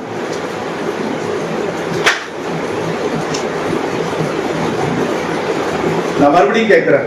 பழைய பாட்டுல வேத பாரகர்கள் என்று 2 பேரோட பேரு போடப்பட்டிருக்கு. 2 பேரை தவிர வேற யாருக்கும் வேத பாரகன் போடல. புதிய ஏற்பாட்டுல நிறைய பேர் உண்டு. ஒன்னு எஸ்ரா வேத பாரகன், இன்னொரு வேத பாரகன் யாரு? இப்பதான் சொன்ன வசனத்துல தேடி இருக்க வேண்டும். இல்ல, வேத பாரகன்னே அவனுக்கு சொல்லப்பட்டிருக்கும். ஓகே, நான் நேரத்தை கடிக்க விரும்பல. நீங்க எடுங்க நெகேமியாவின் புத்தகம் 13ஆம் அதிகாரம் 13ஆம் வசனம். யாருன்னு உங்களுக்கு தெரியும். வேத பாரகன்னு இன்னொருத்தனை இங்க குறிப்பிடப்படுறதை நம்ம வாசிக்கலாம். நெகேமியா 13:13 நீங்க வாசித்ததுக்கு அப்புறம் அப்பொழுது நான் ஆசாரியனாகிய செலேமியாவையும் வேத பாரகனாகிய சாதோக்கையும் இப்ப சொல்லுங்க, தெரியுமா? தெரியல. இன்னைக்கு புதுசா பாக்குறோம் இல்ல. பழைய ஏற்பாட்டுல 2 வேத பாரகருடைய பெயர் இருக்கு. முதல் வேத பாரகன் யாரு? எஸ்ரா. இரண்டாவது வேத பாரகன் யாரு? சாதோக். மறந்துடாதீங்க, சாதோக் என்பவன் நெகேமியா காலத்துல இவனும் ஒரு ஆசாரியன் தான், வேத பாரகனா இருக்கிறான். அப்ப பழைய ஏற்பாட்டுல 2 வேத பாரகர்கள், மறந்துடாதீங்க. ஒன்னு எஸ்ரா, இன்னொருத்தன் சாதோக் என்ற ஒரு வேத பாரகன் இருக்கிறான். இப்போ இவன் தேறின வேத பாரகனா இருந்தான். அதே அதிகாரம் 10ஆம் வசனத்தை வாசிச்சீங்கன்னா அவன் எப்படி வேதத்துல தேர்னான்றத எக்ஸ்பிளைன் பண்றாங்க பாருங்க. 10ஆம் வசனம் பாருங்க. 27ஆம் அதிகாரம் 10ஆம் வசனம். வேதத்தை கர்த்தருடைய வேதத்தை ஆராயவும் அதன்படி செய்யவும் இஸ்ரவேலிலே கட்டளைகளையும் நீதி நியாயங்களையும் உபதேசிக்கவும் எஸ்ரா தன் இருதயத்தை பக்குவப்படுத்தி 4 காரியத்தை சொல்லப்பட்டிருக்கு. வேதத்துல தேறினவன் என்பதற்கு 4 பிராக்டிக்கல் லைஃப். ஒன்னு, வேதத்தை ஆராய்கிறவன். இரண்டாவது, அதன்படி செய்கிறவன். அப்ப யார் வேதத்துல தேறின மனுஷர்களா இருப்பாங்க? முதல்ல வேதத்தை ஆராயணும். அப்போ பைபிள படிக்க கூடாது, பைபிள ஆராய வேண்டும். அதான் தியானம். இரவும் பகலும் தியானம் பண்ணுகிற மனுஷன் பாக்கியவான். அப்ப பைபிளை இனிமே படிக்க மாட்டேன், வாசிக்க மாட்டேன், அதை ஆராய்வேன், ஆராய்ச்சி செய்வேன், தியானம் பண்ணுவேன். அப்ப முதல்ல தேறின வேத பாரகரா வசனத்துல நிக்கணும்னா வேதத்தை நம்ம ஆராயணும். இரண்டாவது, அதன்படி என்ன படிக்கிறோமோ அதன்படி நான் நடக்கணும். இன்னைக்கு ஆண்டவர் என்கிட்ட பேசுறபடி செய்கிறவர்களா இருக்கணும். அப்புறம் நீதியாய் உபதேசிக்கவும். அப்போ நான் ஆராய்ந்து அதன்படி செய்து மூணாவது மற்றவர்களுக்கு அதை உபதேசிக்கணும். அப்போ இன்னைக்கு நான் பைபிள் படிச்சேன்னா எனக்கு ஒரு காரியத்தை பிரயோஜனப்படுத்தினாருன்னா நான் ஜெபம் பண்ணி முடிச்சுட்டு யாராவது 2 பேருக்காவது அதை நீங்க சொல்லிருக்கீங்களா? அப்ப நம்ம தேறின வேத பாரகர் இல்ல. யாருக்காவது ஒருத்தர் போன் அடிச்சு சொல்லுங்க. இல்ல எனக்கு கூட நீங்க சொல்லுங்க, ஒன்னும் பிரச்சனை இல்லை. நான் உடனே நான் ஃப்ரீயா இருந்தேன்னா எடுத்து அப்படியா நான் அப்படிதான் எனக்கு என்ன பேசுறாரோ என் ஒய்ஃபை எப்பனாலும் இறங்கின உடனே இந்த மாதிரி பைபிள்ல இருக்கு உடனே சொல்லிடுவேன். என் பிள்ளைகளுக்கு உடனே சொல்லிடுவேன். புதுசா ஒரு தாட்டை கொடுக்கும்போது சொல்லணுங்க. அதுக்கு பிறகுதான் அது ஒரு பிரசங்கமா மாத்தி மத்தவங்களுக்கு கொடுப்பேன். அப்போ தேறின வேத பாரகர்களா இருக்க வேண்டும் என்றால் ஒன்று ஆராயணும், அதன்படி செய்யணும், படித்ததை நான் செய்யணும், அதை 2 பேருக்காவது நான் உபதேசிக்கணும். அடுத்து என்ன? இருதயத்தை அவைகளுக்காக பக்குவப்படுத்திட்டான். சோ இருதயத்துல நான் பக்குவப்படுத்தி என்னை சீர்படுத்தி கொள்ள வேண்டும். இல்ல இருதயத்துல தீர்மானம் எடுத்தாதான் ஒரு நல்ல வேத பாரகரா இருக்க முடியும். ஆனா பைபிள் நமக்கு என்ன சொல்லுது? கிறிஸ்தவங்க நீங்களும் நானும் நல்ல வேத பாரகர்களா இருக்க வேண்டும்னு சொல்லுதா இல்லையா? நம்ம கிறிஸ்தவ வேத பாரகர்களா இல்லையான்னு கேட்கணும். தெரியலையோ? இல்ல நீங்க அப்புறம் எடுத்துப்பாரு. நாம எல்லாம் நல்ல வேத பாரகரா இருக்கணும்னு இயேசு சொன்னார். என்ன சொன்னாரு? மத்தேயு 13ஆம் அதிகாரம் 52ஆம் வசனம். தேறின வேத பாரகன் பொக்கிஷத்திலிருந்து வாசிக்க பார்க்கலாம். அந்த மத்தேயு 13:52. தேறின வேத பாரகன் தன் பொக்கிஷத்திலிருந்து புதியவைகளையும் எடுத்துக் கொடுக்கிற வீட்டு எஜமானாகிய மனுஷனுக்கு ஒப்பாயிருக்கிறார். அப்போ நாம எல்லாரும் எப்படி இருக்கணும்? தேறின வேத பாரகனா இருக்க வேண்டும். இப்ப சொல்லுங்க, உண்மையா இங்க நம்ம ஹார்ட் பீட் ஓடுது இல்ல? இங்கதானே இயேசுப்பா இருக்கிறாரு. இங்க கை வச்சு நம்ம தேறின வேத பாரகர் தானா? தப்பு இல்ல, அப்படி எல்லாம் சொல்லக்கூடாது இல்ல. பொக்கிஷம்னா பைபிள். அதுல இருந்து எதை எதை எடுத்து கொடுக்குறானா? பழையவைகளையும். அப்ப 2மே அவசியம் தேவை. பழைய ஏற்பாடே வேண்டாம் இல்லைங்க. பழைய ஏற்பாட்டு அஸ்திபாரத்துலதான் இயேசு நிக்கிறாரு. அவருடைய நிறைய செயல்கள் பழைய ஏற்பாட்டின் அஸ்திபாரம் இந்த வழியாதான் இல்ல. அதனால நமக்கு அவசியம் தேவை. தேறின வேத பாரகன் பொக்கிஷம் என்ற வேதம் இதுல இருந்து எதை கொடுக்குறான்னா பழையவைகளையும். அப்போ வெறும் நீதிமொழிகள் சங்கீதத்தை வாசித்து போனீங்கன்னா நீங்க தேறின வேத பாரகர் அதான் சொல்றேன். ஆராய்ஞ்சாதானே கொடுக்க முடியும். தேடி ஆராய்ந்து பார்க்க வேண்டும் எது எது எங்க இருக்கு. நமக்கு தெரியும்ல வேதத்தை நீங்க தேடி வாசியுங்கள் அதில் ஒன்றும். அப்ப ஆராய்ஞ்சாதான் ஜோடிய கண்டுபிடிக்க முடியும். கல்யாணத்துக்கு மட்டும் தேடி தேடி பொண்ணை பார்த்து இப்பெல்லாம் ஓடி இருக்கு. நிறைய அப்பா அம்மா நம்ம பிள்ளைங்க குட்டி குட்டியா இருந்து வளரும் போது பிள்ளைக்கு நல்ல பொண்ணா தேடி கொடுப்பேன், என் பொண்ணுக்கு நல்ல மாப்பிள்ளையா தேடி கொடுக்கணும். அதுக்கு முன்னால அவர் தேடி கொடுக்கணும், நான் இங்க தேடணும் இல்ல. வசனத்தை தேடினாதான் ஜோடியை கண்டுபிடிக்க முடியும். நிறைய புதையல்கள் இருக்குங்க, அதை தேடி அறிந்து கொள்ள வேண்டும். நீங்களும் நானும் தேடின வேத பாரகர்கள். பழையவைகளையும் புதியவைகளையும் மற்றவர்களுக்கு போதிக்கணும். அப்ப மற்றவங்களுக்கு பழையவைகளையும் புதியவைகளையும் எடுத்து மற்றவங்களுக்கு கொடுக்கணும்னா முதல்ல எனக்கு தெரியணும். எனக்கே குழப்படியா இருந்துச்சுன்னா நான் அடுத்து கொடுக்க முடியாது. இது என் வீட்டுல இருந்து பிரயாணம் பண்ணாங்க, என் பிள்ளைகளுக்கு போதிக்கணும், என் பிள்ளைகளுக்கு சொல்லிக் கொடுக்கணும். எத்தனை பேர் இது செய்றீங்கன்னு தெரியல, செய்யுங்க. உங்க பிள்ளைகளுக்கு நீங்க போதிக்கணும். பைபிள்ல பழையவைகளையும் புதியவைகளையும் புரியாதுன்னே கிடையாதுங்க, புரியும். பைபிள்ல எத்தனை வயசு குழந்தைக்கு போதிக்கணுமா இதுக்கு நான் உங்களுக்கு சொல்லியிருக்கேன். ஏசாயா 28 இருக்கு. பால் மறந்த குழந்தைக்கு தெரியாதோ? எங்க மக்களை நீ பாருங்க. ஏசாயா 28 நான் நினைக்கிறேன் 9:10 பால் மறந்த குழந்தைக்கு வேதத்தை இங்கு கொஞ்சம் அங்கு கொஞ்சம் கற்பனையின் மேல் கற்பனை பிரமாணத்தின் மேல் பிரமாணமாய் போதியுங்கள். பால் மறந்த குழந்தைன்னா எத்தனை வயசு? 1 வயசு. சில குழந்தைகள் 5 வயசு வரைக்கும் பால் குடிக்கும், மதர் ஃபீடிங். அதெல்லாம் இது அப்நார்மல். ஒரு நார்மல் பேபி 1 வயசுல மறந்துடும்ல. டாக்டர் சொல்லுவாங்கல்ல 1 வயசுல நிறுத்துன்னு. அப்போ நம்ம 1 வயசு கூட வச்சுக்கலாம், 2 வயசு வச்சுக்க. அப்ப 2 வயசுல இருந்தே பைபிளை சொல்லி கொடுக்கணும். அப்ப குழந்தைக்கு ஒரு பைபிள் வாங்கி உங்க பேரன் பேத்திகளுக்கு 2 வயசு பிள்ளைகளுக்கு பைபிள் வாங்கி கொடுத்து விட்டீங்களா? அரப்பவுன் நகை வாங்கி கொடுத்து விட்டோம். இடுப்பு சங்கிலி கூட தங்கத்துல, இப்ப கால் சங்கிலி கூட தங்கத்துல இல்ல. ஆனா பைபிள் வாங்கி கொடுக்கணும்ன்ற எண்ணம் வரல. செய்யணும். பால் மறந்த குழந்தைக்கே போதிக்கிறமே, நம்ம பிள்ளைகளுக்கு நான் எடுத்து அதை போதிக்கணுங்க. நாம தேறினவர்களா இருக்க வேண்டும். பவுல் அழகா சொல்லுவோம் பாருங்க, கொலோசியர் 1:28 நீங்க வாசி பாத்தீங்கன்னா, எந்த மனுஷனையும் பாருங்க, கொலோசியர் 1:28 கிறிஸ்து இயேசுவுக்குள் தேறினவனாக நிறுத்தும்படிக்கு அவரையே நாங்கள் அறிவித்து எந்த மனுஷனுக்கும் புத்தி சொல்லி எந்த மனுஷனுக்கும் எல்லா ஞானத்தோடும் உபதேசம் பண்ணுகிறோம். எந்த மனுஷனுக்கும் தேறினவர்களாய் நிறுத்தும்படிக்கு நான் போதனை செய்யணும். அப்போ எப்படி இருக்குல்ல, அதே வார்த்தை இருக்குல்ல. அப்ப நான் தேறி இருந்தாதானே மத்தவங்களை தேர்ச்சி அடைய முடியும். அப்ப நான் ஃபெயில் ஆயிட்டேன்னா மத்தவங்களே ஃபெயில் ஆக்கிடு. ஏன்னா இப்போ மேத்ஸ் டீச்சர் ஃபார்முலாவை சரியா சொல்லி கொடுத்தாதான் 10 மார்க் கிடைக்கும். டீச்சருக்கே தெரியாம அரைகுறையா சொல்லி கொடுத்தாங்கன்னா அந்த பையன் அரைகுறையா எழுதி 8 மார்க் தான் வாங்குவான். நானும் ஃபெயிலு, போதிக்கிறவங்கள ஃபெயில். சோ தேறினவன் தான் தேறினவர்களை உருவாக்க முடியும். இயேசு ஒரு அழகான வார்த்தை சொன்னார், நீங்க அதை வாசிக்கணும். லூக்கா 6:40 அந்த வசனம் நமக்கு எல்லாம் தெரியும். இயேசு அழகா ஒரு நல்ல ஒரு வார்த்தையை சொன்னார். சொல்லுங்க பார்க்கலாம். தேறினவன் தன் குருவுக்கு மேற்பட்டவன் அல்ல, தேறினவன் எவனும் தன் குருவை போல் இருப்பான். என்ன அழகா சொல்றாருல்ல, இயேசு சொன்ன வார்த்தை இது. அப்ப கிறிஸ்தவன் எப்படி இருக்கணுமா? தேறினவனா இருந்தாதான் யார போல இருக்க முடியும்? நம்ம குரு யாரு? நான் அவர் பரிசுத்தரா இருக்கிறது போல நீங்களும் நடத்தைகள் எல்லாவற்றிலும் பரிசுத்தமா இருங்கள். தேறின கிறிஸ்தவன் தான் குருவாகிய அவரை போல இருக்க முடியும். நம்ம அழகா பாடுவோம்ல, குருவை தொடரும் சீசர்களும் ஒரு போல மாறிடுவார். இது ஒரு பாட்டு வரும் இல்ல, அழகா பாடுவோம். பிறந்தார். அப்போ குருவை பின்பற்ற சீசன் தேறினவனா இருந்தா யார போல மாறுவான்? அப்ப நான் தேறினவனா இருக்கணும். அந்த தேர்ச்சி உண்டான்ற கேள்வியை நீங்க எழுப்புங்க.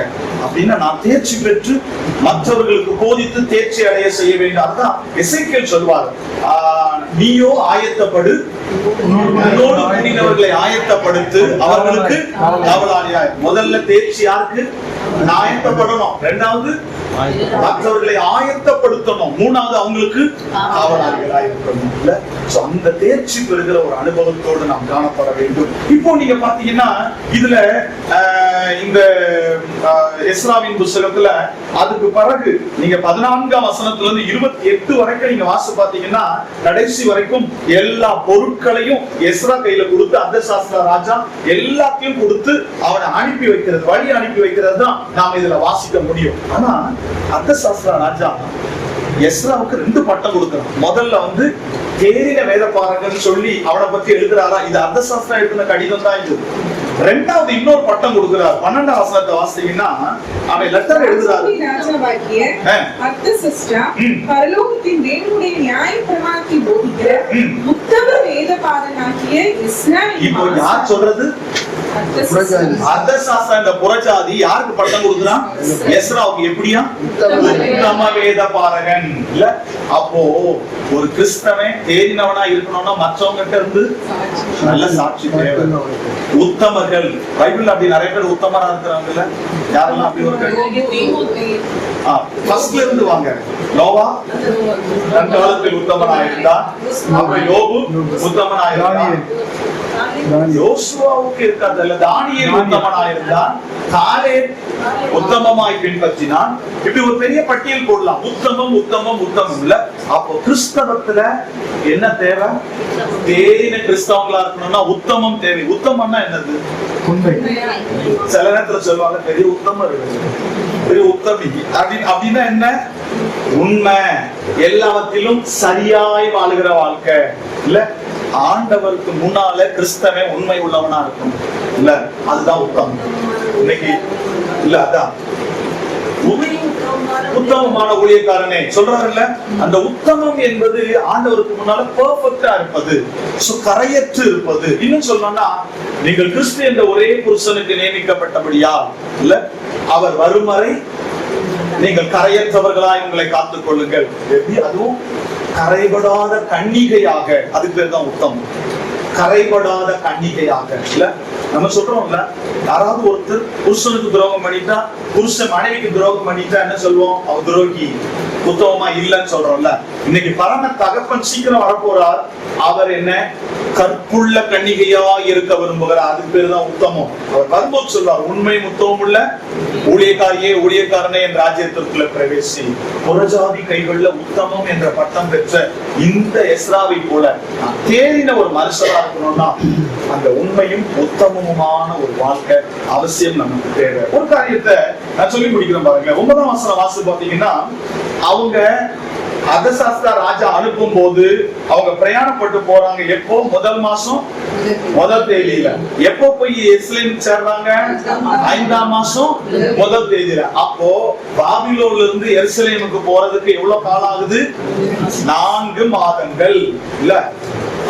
முதல் மாதம் முதல் தேதி, 5ஆம் மாதம் முதல் தேதி. 5ஆம் மாதம் முடியல, 5ஆம் மாதம் முதல் தேதி. அப்படின்னா 4 மாசம். பாபிலோன்ல இருந்து எருசலேமுக்கு போனோம்னா நடந்து 4 மாதங்கள், 4 மாதங்களாக பிரயாணப்பட்டு ஒரு கூட்டத்தை அழைத்து கொண்டு போகிறார். தூரம் இல்ல. அத 4 இப்பெல்லாம் நமக்கு வந்து வண்டி வாகனங்கள் உண்டு. அப்பெல்லாம் குதிரை கழுத. ஆனா இவ்வளவு செருபாபேல் ஒரு 50,000 பேர் கூட்டு போனான். எஸ்ராவின் தலைமையில ஒரு கூட்டம் போகுது. ஆனா பல்கா. ஆனா எவ்வளவு பேருன்னு எந்த சரித்திரத்தையும் சொல்லப்படல. ஒரு கேங்க எஸ்ரா கூட்டிட்டு போறான். ஏன்னா அர்தசாஸ்திரா சொல்வான், நீங்க எல்லாரையும் கூட்டிட்டு போயிருங்க. சோ இப்போ 4 மாத பிரயாணமாய் எருசலேமை வந்து சேர்கிறார்கள். நமக்கு இதுல நல்லா போடப்பட்டிருக்கு. வெறும் இவனை மட்டும் அனுப்பல. நான் முதல்ல சொல்லிட்டேன், பொன் வெள்ளி, அப்புறம் திராட்சரசம், கோதுமை, எண்ணெய், இன்னொன்னு முக்கியமா சொல்றாரு, என்னது? உப்பு. ஏன் உப்பு கொடுக்கணும்? உப்பு வைக்கணும். ஆனா உப்பு வந்து சாதாரணமானது தானே. இப்ப கூட நீங்க பாருங்க, கடையில எல்லா பொருளையும் போட்டு லாக் பண்ணுவாங்க. ஆனா உப்பை உள்ள வச்சு பூட்ட மாட்டாங்க. நீங்க பாத்துருக்கீங்களா? என்னைக்காவது 10 மணி 11 மணி போங்களேன், நீங்க சந்தோஷம் ரோடு பூட்டி இருக்கிற கடையெல்லாம் பாத்தீங்கன்னா மூட்டை மூட்டையே வெளியில கிடக்கும். உப்பை யாரும் தொட மாட்டாங்க, ஏன்னா அது ஒரு சாதாரணம் இல்ல, அதை யாருமே எடுக்க மாட்டாங்கன்னு எல்லா கடைகள்ல உப்பை வெளியில வச்சிருவாங்க. உப்பு வெளியில கிடக்கும் நிறைய இடங்கள்ல. அப்போ உப்பு என்பது ஒரு சாதாரணம். பர்டிகுலரா ஏன் உப்பை குறையாமல் கொடுங்கன்னு சொல்லணும், அதுல ஏதோ ஒரு அர்த்தம் அடங்கி இருக்கு. உங்களுக்கு ஒரு ரகசியம் சொல்றேன். மற்ற பொருள் எல்லாம் கொடுக்கும் போது நீங்க அந்த வசனத்தை வாசிங்கன்னா 22ஆம் வசனம் நினைக்கிறேன், வேண்டிய உப்பை தாமதம் இல்லாமல் குறையாம கொடுங்கன்னு சொல்றாரு. மீதி எல்லாத்தையும் கொடுங்கன்னு சொல்லிட்டு தாமதம் இல்லாம உப்பை கொடுக்க மறந்துடாதீங்கன்னு சொல்றாரு. ஏன்ற ஒரு ரீசன் உங்களுக்கு கொடுக்கணுமா? முதல் நீங்க ஞாபகம் வச்சிருக்கீங்களா பாக்கலாம். முதல் இல்ல, ஏன் ரீசன் சொல்லுங்க பாக்கலாம். சரி, நான் ஒரு குழு கொடுக்குறேன், நீங்க கண்டுபிடிக்கிறீங்களா பாக்கலாம். முதல் செருபாபேல் தலைமையில போன உடனே எருசலேம்ல ஆலயம் கட்ட துவக்குவாங்க.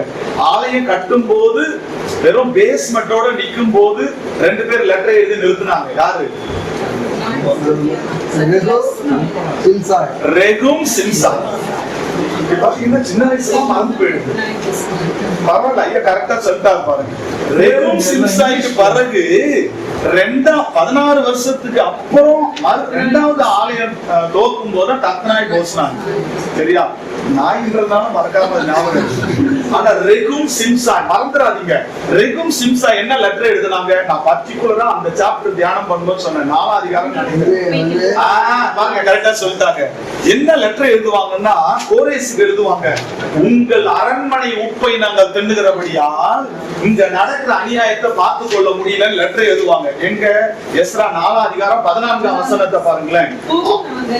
அரண்மனை உப்பு தின்கிறபடியால் ராஜாவும் குறைவு வர பார்த்திருக்கிறது எங்களுக்கு அடாத காரியம். இப்போ இது எப்போன்னா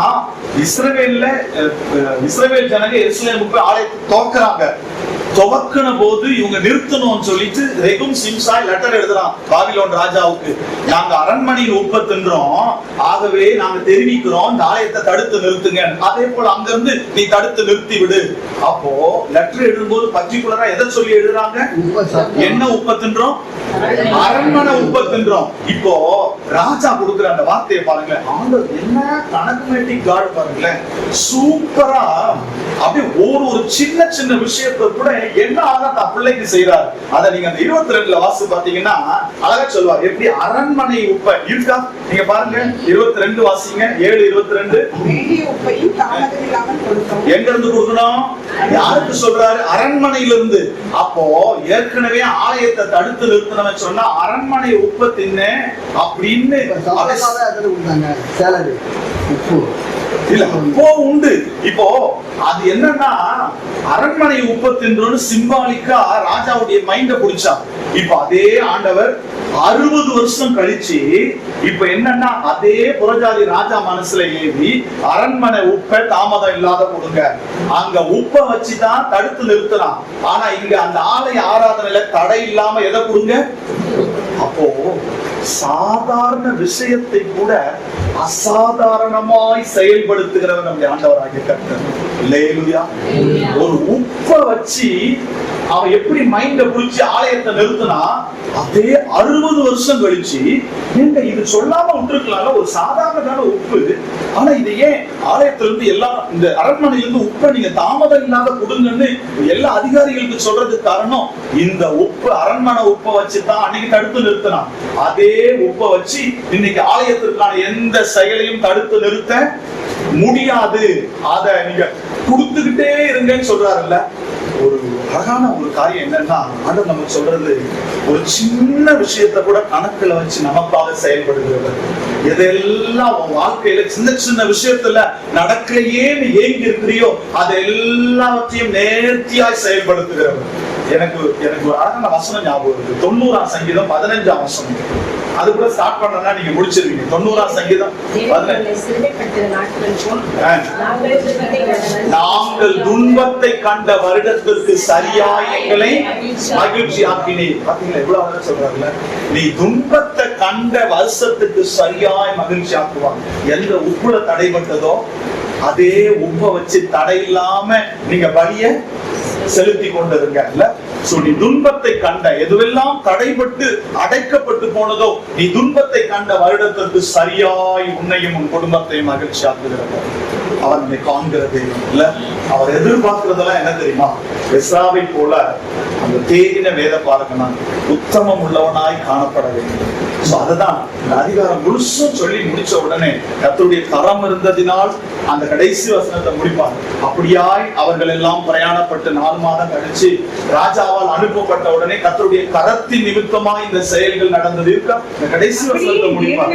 கர்த்தருடைய கரம் என்மேல் இருந்ததினால் நான் திடன் கொண்டு இஸ்ரவேலின் சில தலைவரை என்னோட கூட வரும்படி சேர்த்துக் கொண்டேன். அப்போ கர்த்தருடைய கரம் இருந்ததுனால எல்லாத்தையும் தலைவர்கள் எல்லாரையும் கூட்டிட்டு எங்க போறான்?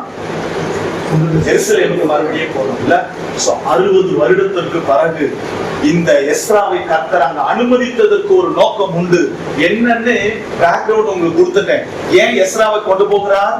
தேறின வேத பாரகனை ஏன் கொண்டு போகிறார்? இவன் போன உடனே சத்தியத்தை போதித்து சீரழிந்த ஆலயத்தை சீர்படுத்துகிறார். அப்போ இன்னைக்கு சீர்கட்டு இதே நான் தான் சொன்னேன். எஸ்ரா போனதுக்கு பிறகு 40 வருஷம் தான். 40 வருஷத்துக்கு பிறகு பழைய ஏற்பாடு முற்று பெற்று விட்டது. 400 வருஷம் உபத்திரத்துல தள்ளிட்டார். அப்படின்னா இன்னைக்கு கிறிஸ்துவின் வருகை மிக சமீபம். தவறான ஆராதனைகள் ஓடிக்கொண்டிருக்கிற இந்த காலகட்டத்துல மிஸ்மரிசம் பண்ணி ஏன் இது தவறு இது சரிதான் என்று ரட்சிக்கப்படுகிறவர்களும் விழுந்து போகிற காலம். ஆமா, அதுதான் சொன்னார். தேவதூதனே வந்து சொன்னாலும் நான் ஆண்டவர் பக்கத்துல இருந்து வந்தேன்னு சொன்னாலும் நீ நம்பாத. எவ்வளவு ஜாக்கிரதையா இருக்கணும் வசனத்துல பாருங்க. அப்ப சாத்தானுடைய வேலையை மைண்ட பிடிக்கிறது. அப்ப இன்னைக்கு ரொம்ப சீக்கிரம் வரப்போறார். வேதத்தை நம்ம வாயில தேடுவாங்க. நாம் எல்லோரும் ஆசாரியர்கள். மல்கியா சொல்ற ஆசாரியரின் வாயில் வேதத்தை தேடுவார்களே. இன்னைக்கு வேதத்தை போதிக்கிற ஒரு எஸ்ராவா நான் இருக்கிறேனா? நான் கற்று தேடி அடுத்த தலைமுறையின் பிள்ளைகளுக்கும் மற்றவர்களுக்கும் போதிக்கிறேனா? அந்த கேள்வியோடு நம்ம ஒப்பு கொடுப்போம். கர்த்தர் உண்மையா அவனுக்கு கொடுத்த சகல நல்ல ஆசீர்வாதத்தை கொடுத்து நம்ம நேர்த்தியாய் நடத்துவார். ஆனா அடுத்த 8ஆம் சாப்டர் இன்னும் சூப்பரா இருக்கும். இவங்க உள்ள போன உடனே என்னெல்லாம் நடக்குது நான் சொன்னல. ஒரே ஒரு ஆள் மட்டும்தான் இந்த அந்நிய பெண்களை கூட்டிட்டு வரல. அது யாருக்கு நீங்க வாசிக்கலாம்.